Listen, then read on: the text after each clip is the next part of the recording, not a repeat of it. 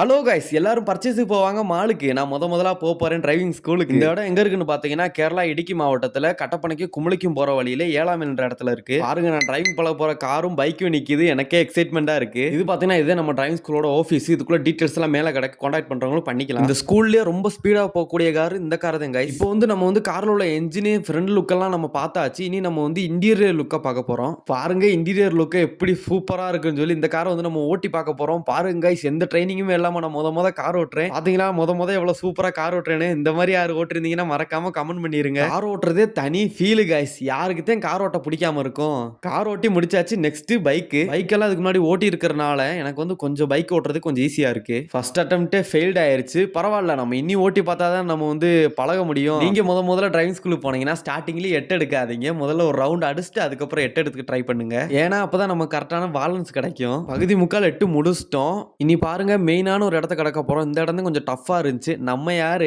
டஃப்க்கே tough கொடுக்குறவங்க இல்லையா. சக்சஸ்ஃபுல்லா ஃபர்ஸ்ட் டே கம்ப்ளீட்.